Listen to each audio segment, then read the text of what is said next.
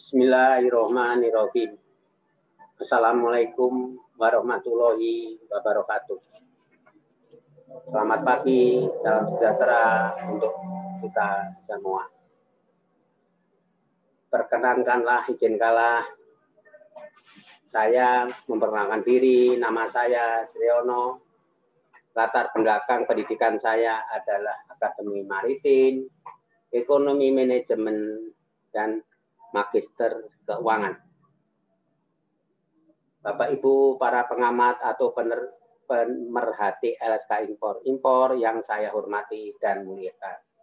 Izinkan saya memperkenalkan diri bahwa saya berlatar belakang profesi sebagai berikut. Saya pejabat Bea Cukai selama 22 tahun, tugas di berbagai tempat dan jabatan di seluruh Indonesia. Saya sebagai instruktur atau widyaswara, kalau orang umum menyebutnya dosen, di Pusdiklat Bea Cukai selama 12 tahun.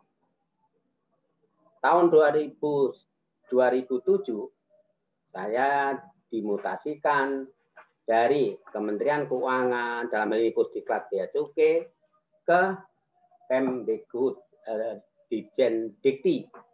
Saya menjadi dosen dikti. Dosen dikti saya ditempatkan di Universitas Bhayangkara Jaya, binaan Mabes Polri selama 10 tahun. Saya dapat jabatan rektor. Dan saya dosen setan selama 14 tahun. 14 tahun. Dari di 14 tahun, saya sampai tahun 2019, saya masih ngajar di Setan. Tapi saat ini Setan tidak membuka kelas baru, kelas Bea Cukai.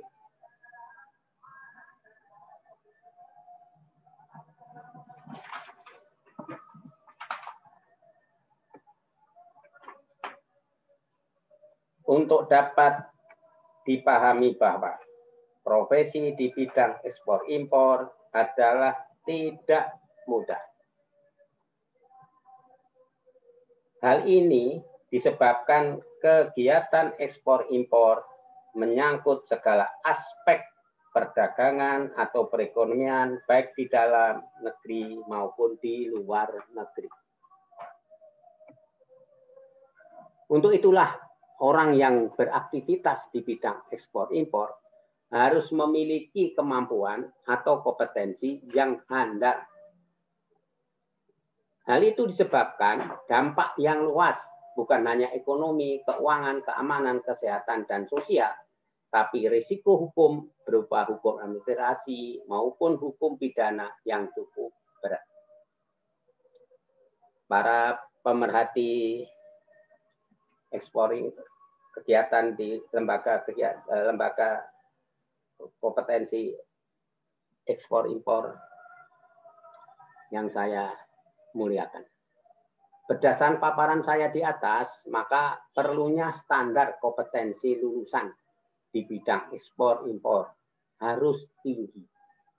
Mengapa harus tinggi? Tadi kami sebutkan bahwa risiko yang dihadapi cukup berat. Beda dengan profesi-profesi ekonomi yang lain. Siapa saja bekerja atau berprofesi di bidang ekspor-impor harus paham betul apa yang saya uraikan tersebut di atas. Sebagaimana kita ketahui bersama bahwa SKL merupakan sumber dari materi uji kompetensi. Sedangkan SKL ditetapkan oleh Kementerian Pendidikan dan Kebudayaan. Dan sistem penilaiannya adalah dengan prinsip TATO. Mungkin kita atau masyarakat belum mengenal istilah TATO karena itu hal baru. TATO itu kepanjangannya adalah terbuka, adil, terukur, dan objektif. Bapak Ibu yang saya muliakan dan saudara-saudaraku sekalian yang saya cintai. Perlu kita pahami bersama bahwa KKNI mengenal jenjang 1 sampai sampai 9. Yang jenjang atau level dibagi 3 kelompok, yaitu sebagai dasar pada pekerjaannya sebagai operator atau teknisi, dan yang tertinggi adalah ahli. Hal itu nanti dalam kebijakan baru Kementerian Pendidikan dan Kebudayaan sekarang sudah dibentuk Direktur Jenderal Pendidikan Vokasi. Orang yang punya kemampuan dari 3 level tadi bisa lanjutkan pendidikannya, diharmonisasikan dengan pendidikan umum di perguruan tinggi. Maka nanti jenjang tertinggi akan menjadikan sarjana terapan ahli. Materi pendidikan untuk uji kompetensi bersumber dari materi yang diajarkan atau dilatih oleh LSK. Diajarkan atau dilatih, kalau diajarkan perlu memahami, tapi kalau dilatih untuk menjadi terampil. Maka bobotnya sebagian besar praktek, bukan hanya teori daripada teori. Itulah sebabnya banyaknya pengangguran dan lulusan pendidikan di Indonesia tidak terserap pada dunia usaha karena kurang praktek, terlalu banyak teori.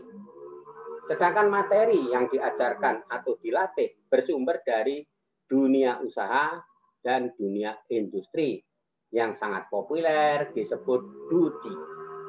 Karena DUDI-lah yang memakai atau menggunakan atau mempekerjakan lulusan bersertifikat kompetensi. Maka SKL yang bersumber pada KKNI harus selalu mengikuti perkembangan DUDI yang berkembang atau bergerak sangat cepat. Contoh, alat komunikasi berupa telepon dan media alat tulis dari mesin ketik hingga laptop dan HP Android. Mari kita lihat sebentar kenyataan atau realitas di lapangan.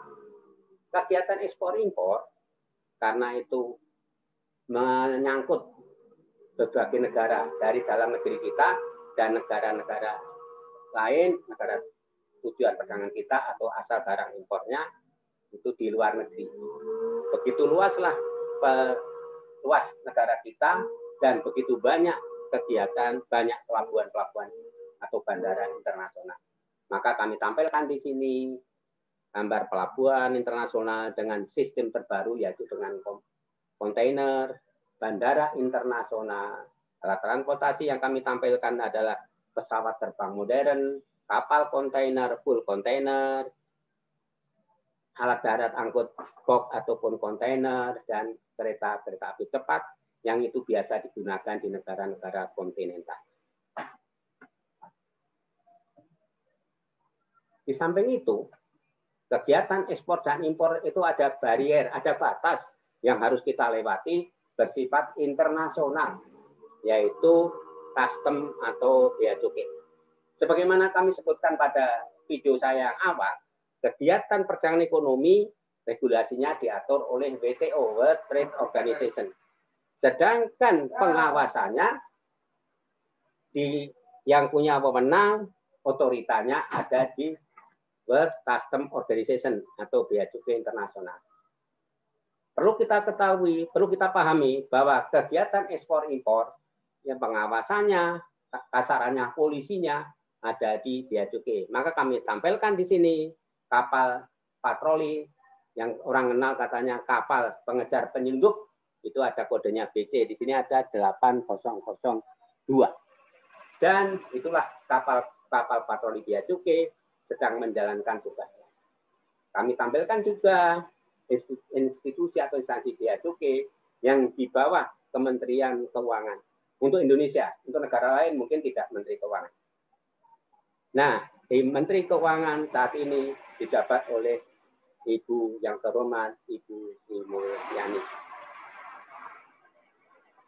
Saudara-saudara, Bapak Ibu yang saya hormati, yang saya muliakan. SKL yang digunakan sebagai bahan untuk pembelajaran dan uji kompetensi, maka skor nilai sebagai dasar kelulusan pada SKL tidak harus sama.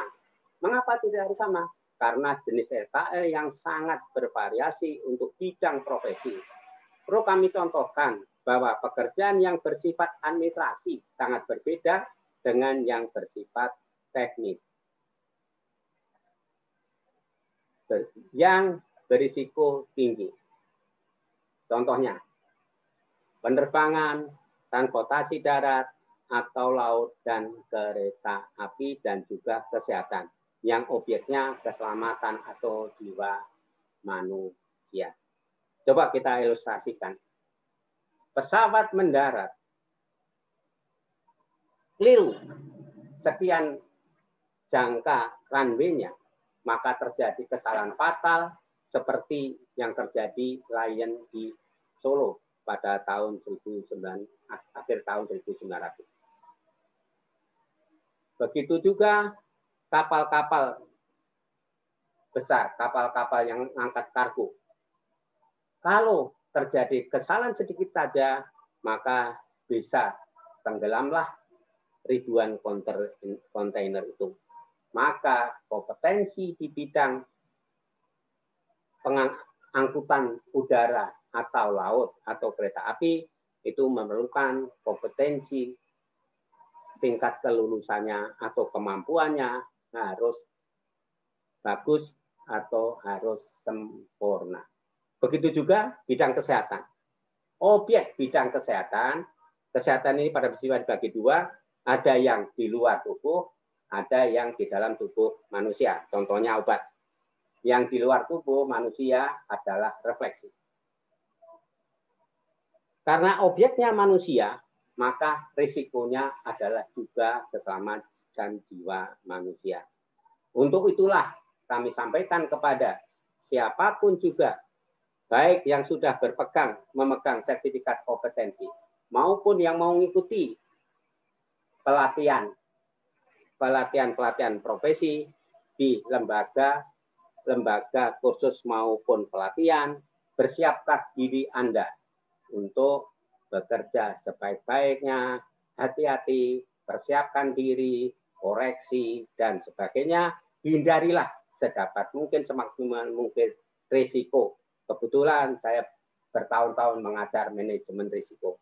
Sebelum bekerja, tengah bekerja, selesai bekerja, perhatikanlah risiko. Semoga apa yang kita kerjakan selamat sesuai dengan kita harapkan, terhindar dari risiko, yaitu risikonya nol. Sekian, moga-moga ulasan saya ini bermanfaat. Ada kekurangannya, mohon maaf.